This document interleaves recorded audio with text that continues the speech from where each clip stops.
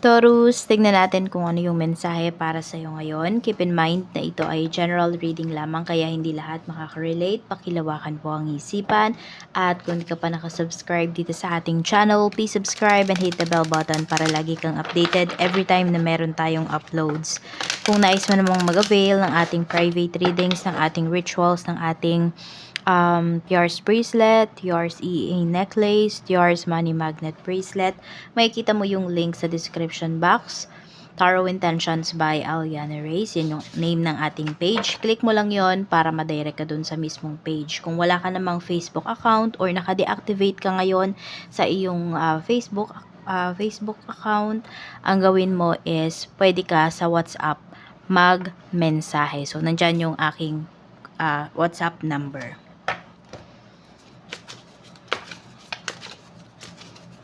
This is for you, Taurus, Sun, Moon, Rising, and Venus.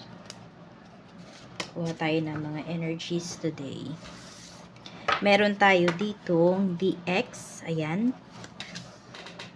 Tignan natin ha kung ano-ano yung mga energies na yan. We have planning and we have soul contract. Mukhang meron pa kayo ditong unfinished business with your ex. Yan ang pinapakita rito, Taurus. So, pwede rin naman yung ex na to. Pwedeng yan po is someone, tao lang, someone from your past. Pero wala kayong, nung tao na yan. Ay, sabihin natin, wala kayong naging romantic relationship nung tao na to. So, for some of you, could be,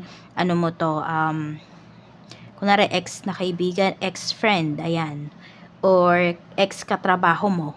Yung pwedeng ganun po, or someone na pwedeng schoolmate mo, yung ganyan.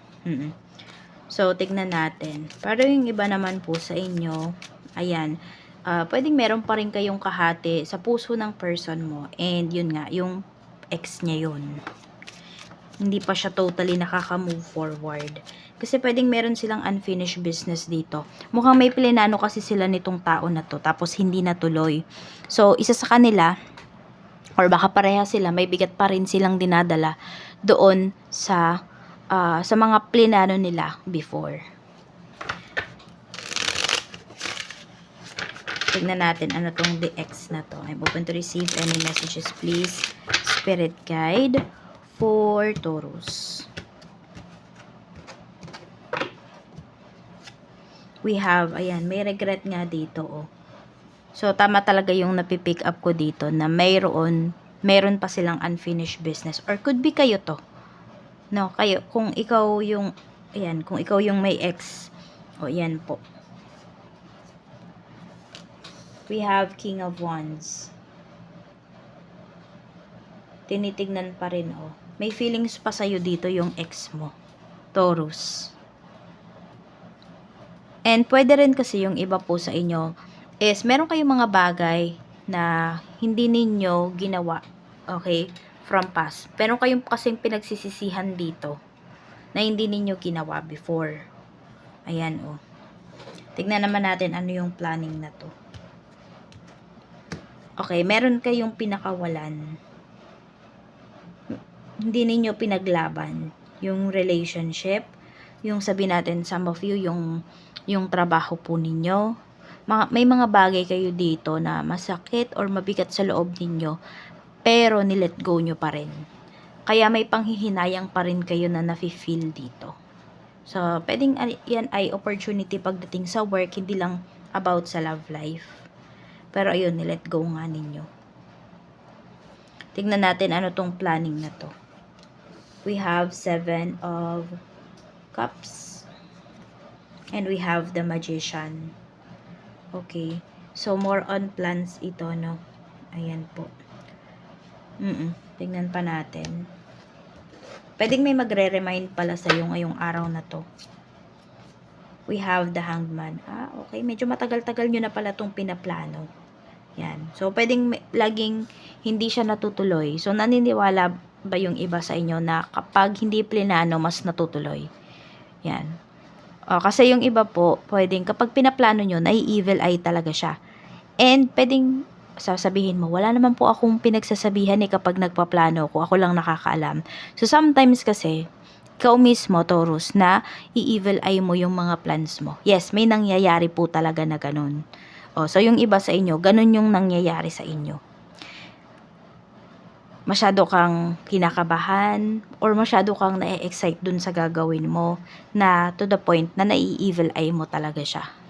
So, mag-grounding po kayo. Yun yung gawin nyo. Mag-meditate kayo. Tignan natin. Ang nangyayari kasi dito is self-sabotage. Ang galing nyo pa namang mag-manifest po. Kaya lang nakukontra nyo din yung sarili nyo. Meron din naman po dito na hindi pa man kayo tinatawagan o hindi pa man kayo nakaka-receive ng message coming from someone, nafe-feel nyo na kaagad na parang may paparating na na message, ganyan, or na call. Yung alam mo yung hindi mo naman hawak yung phone mo, bigla mo siyang hahanapin, or kung nasa pocket mo siya or nasa bag mo siya, bigla mo siyang titignan. Kasi alam mo yun, parang akala mo may tumatawag pero wala naman. Yung ganyan. Yun, so yung iba po sa inyo dito is, yes, yung iba sa inyo, sobrang lakas ng intuition ninyo. Meron naman po dito is clairvoyant kayo. So, tignan naman natin tong soul contract. Taurus, we have 5 of Pentacles. And we have the High Priestess. So, medyo nahihirapan yung iba po sa inyo na makabayad dito ng karmic debts. Yung iba po. So, para mabayaran nyo talaga to, or sabihin natin, para ma-fulfill nyo to yung soul contract na to, ayan, meron talaga dito someone from your past na kailangan mong kausapin. So, more on planning nga yung pinapakita rito, diba? So, mabibigyan nyo lang ng closure ito once na nagkausap po kayo. Or kung ano man yung dapat ninyong i-fulfill sa isa't isa, kailangan nyo po talagang gawin yon. Sabihin natin, nagplano kayong may trip kayo, no? Yung plan ninyo pumunta sa isang lugar na to. So, ayun, yung iba po sa inyo. Or meron naman dito, kaibigan mo, or katrabaho mo, nagplano kayo na mag-a-apply kayo sa ganitong lugar, or sa ganitong trabaho. So, yung iba po sa inyo, yun, pwede nyo rin naman yung gawin. Kahit na sabihin natin, meron naman kayong maayos na trabaho. Ikaw maiintindihan mo to kaya lang yung other person, no, kung hindi naman siya naniniwala sa mga ganito. So, tignan natin, pwede ba na ikaw, sabihin natin, kung ano man yung pinag-usapan ninyo, ano man yung plano nyo na hindi natuloy, pwede ba na ikaw na lang yung mag-fulfill? Kasi nga, pwedeng hindi naman siya naniniwala sa mga ganyan, diba? Tanong natin.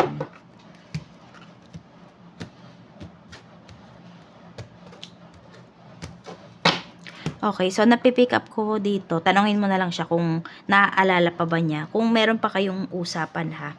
I mean, may communication pa kayo. Kung mayroon pa, tanongin mo siya kung naalala mo pa ba yung promise natin sa isa't isa, yung ganyan. Or yung plano natin na hindi natuloy. So, kapag sinabi niya na yes, ayun. So, another confirmation yon na pwede kang tumuloy na mag-isa. Oo. Kasi nga sabi ko sa'yo, baka hindi naman siya naniniwala sa mga ganito. So, tignan natin ha. Pwede ba na ikaw na lang yung mag-fulfill nung na yon? Yes. Ayan po. Kasi ikaw yung pinaka-affected dito. Lalo na yung iba sa inyo na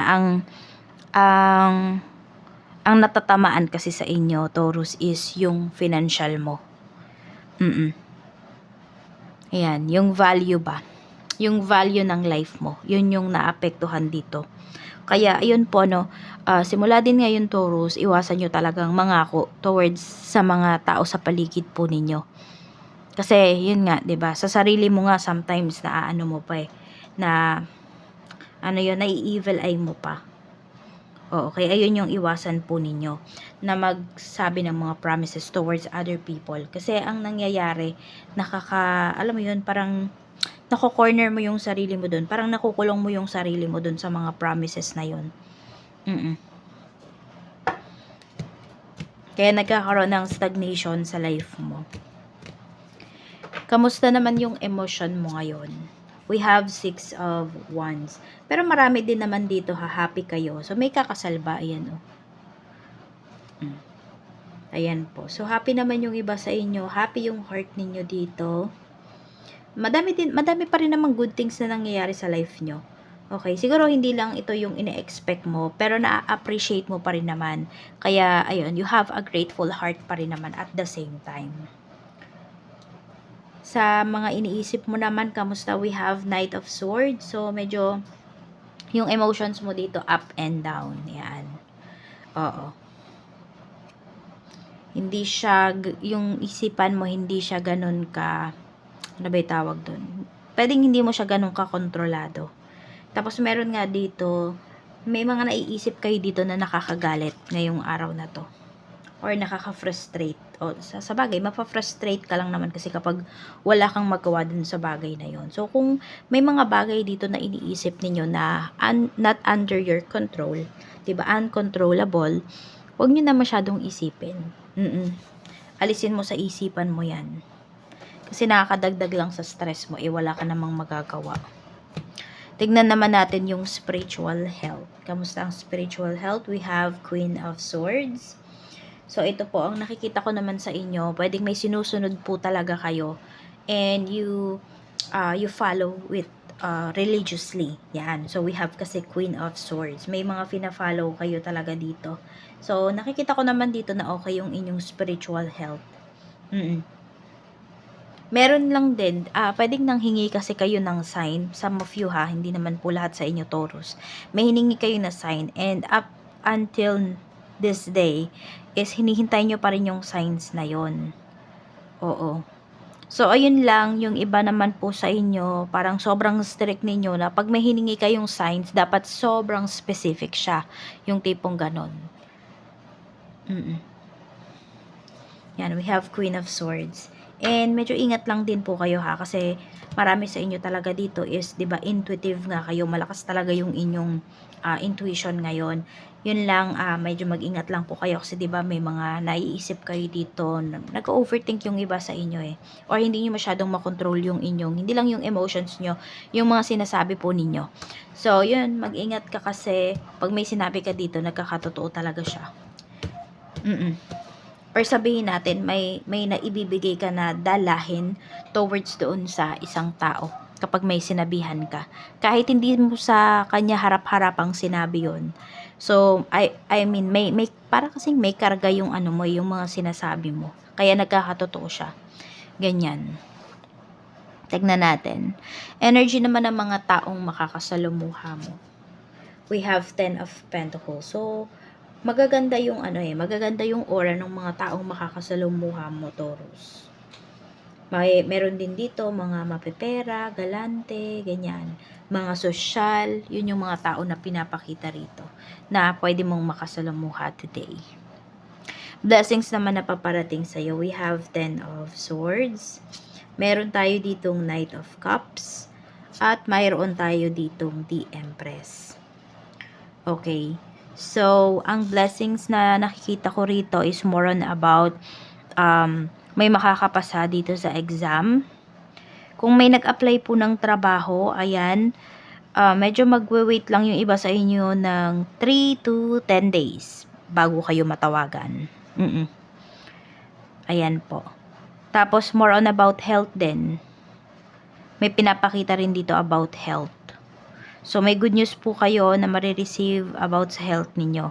Yung iba lang sa inyo kasi iniisip ninyo na baka malala ito, ganito, ganyan. So, kung may nararamdaman po kayo, huwag kayong matatakot na magpatingin. Kasi, positive naman yung pinapakita dito na magiging, sabihin natin, yung magiging, resulta ba, ganyan. I mean, positive siya para sa'yo. Oo. Magiging happy ka naman, makakalma ka pagdating doon sa resulta. Kasi pwede naman na, yes, meron dito may minor surgery lang.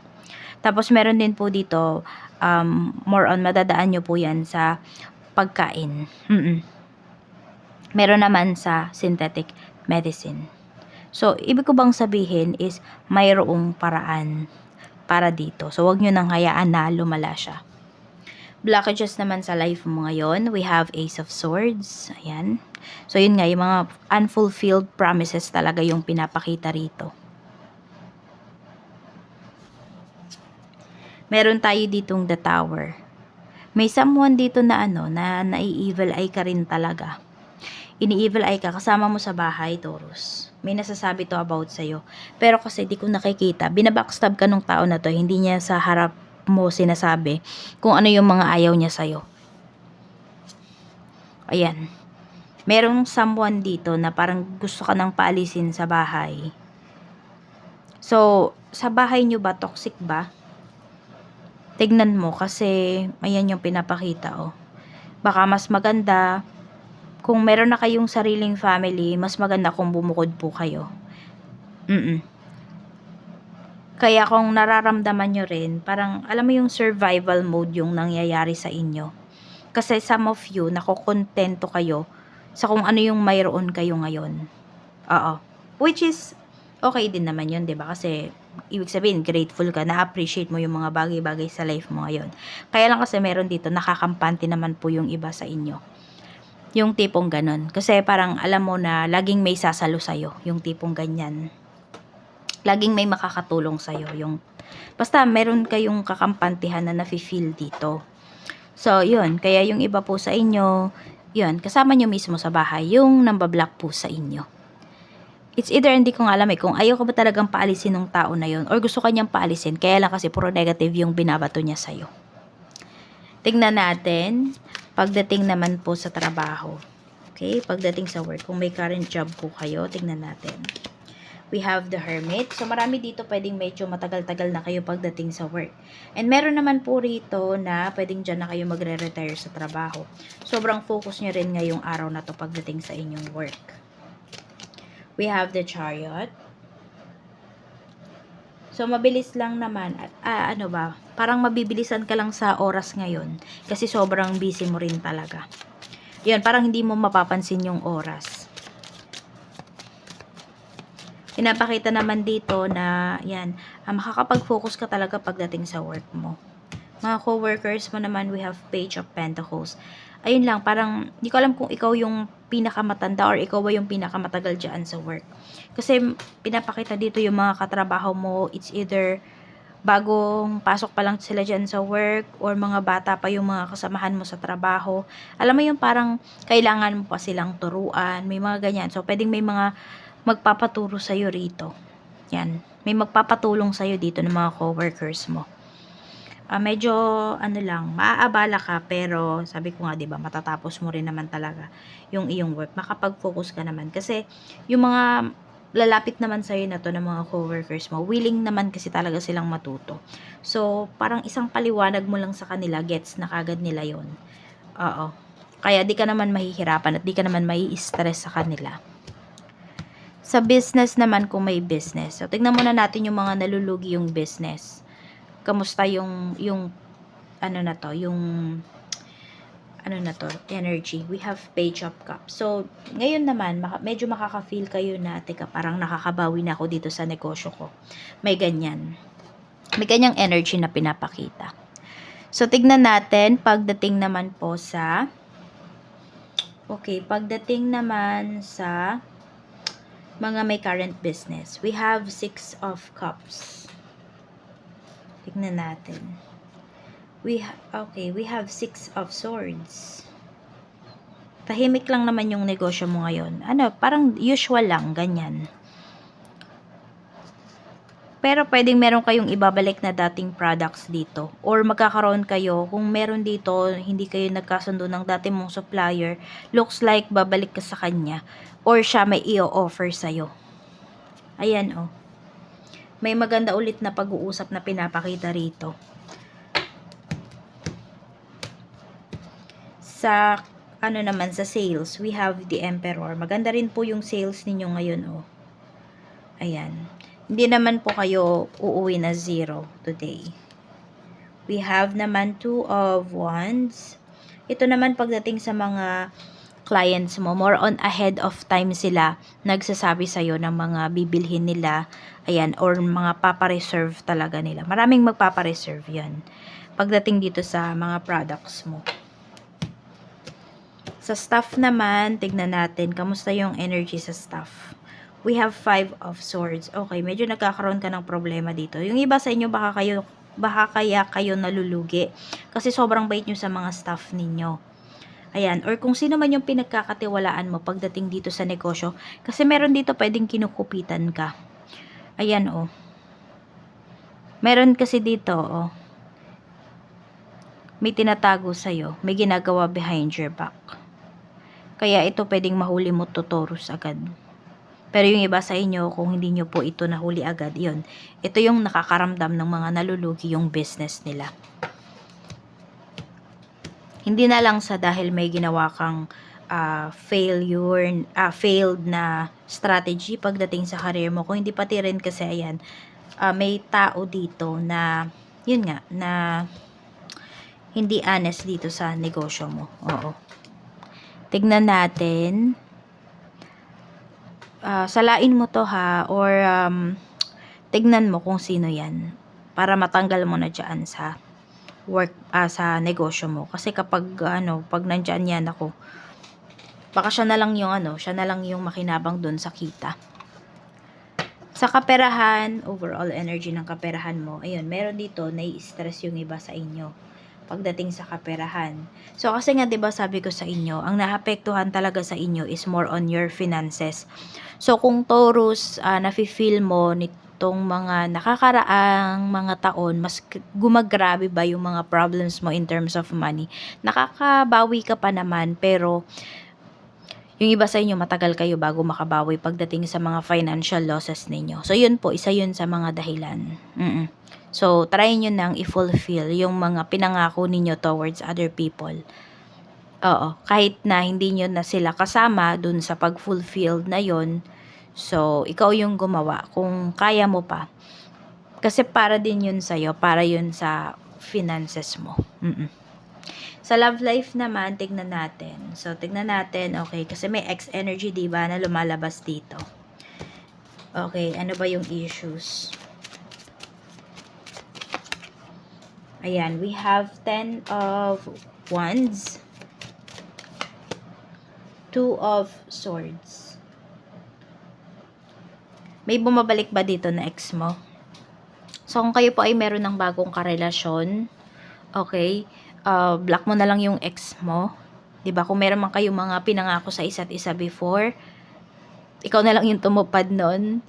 Pero without the ex na. No, kasi yan, magbibigay lang kasi ito ng stress sa nyo sa current relationship po ninyo.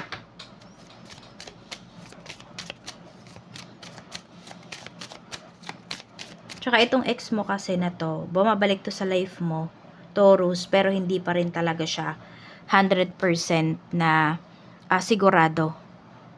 Pwede kasi na namomroblema lang siya, kaya kinukulit ka niya ngayon. Ayan, oh. Feeling niya kasi kapag bumalik siya or nakiusap siya sa'yo, or basta ginulo ka niya, kinulit ka niya, is, ayan, 'di ba, babalik ka pa sa kanya. Yung akala ba niya mapapasunod ka pa niya? Yan kasi yung iniisip niya eh. Oo. Yung para bang hawak ka pa rin niya sa leeg. Hawak ka pa rin niya. Sa kanya ka pa rin. Parang ganon. Yun yung iniisip kasi nung tao na to.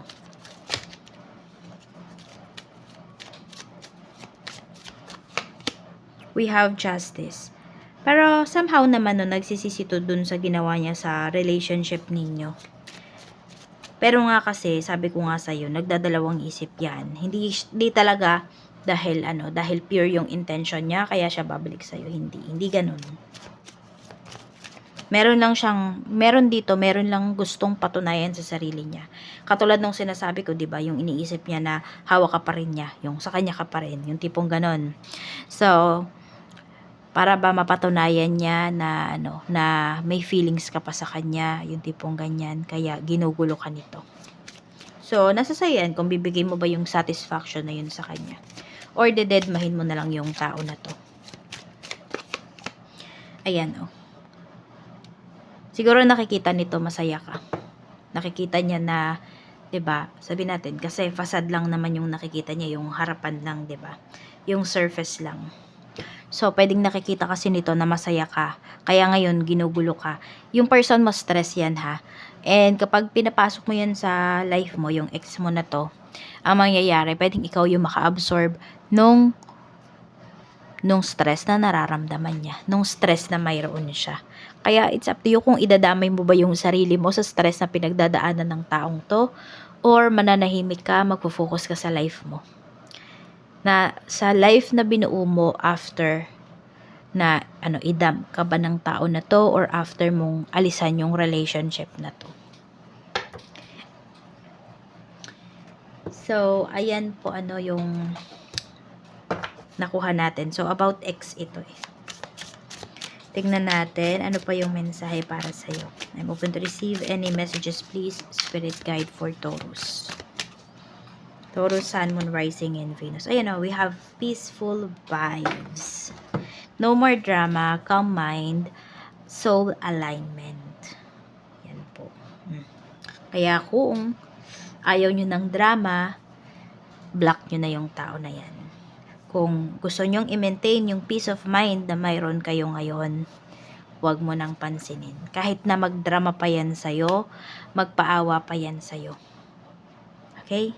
Kasi kung nasaan ka ngayon, Taurus, andyan, align ka po dyan. Nasa tamang path ka na. So, huwag nang bumalik sa stressful situation na inalisan mo. Some of you, years ago na to eh. Some of you naman pwedeng wala pang 1 year. Pero nakaramdam na kayo kaagad ng peace of mind. May naramdaman na kaagad kayo na pagbabago sa life nyo. Minimal pa lang, pero ayun, sobrang na-appreciate nyo na nga. Yan lang po yung mensahe para sa'yo. Maraming salamat. Mag-iingat ka and more blessings to come.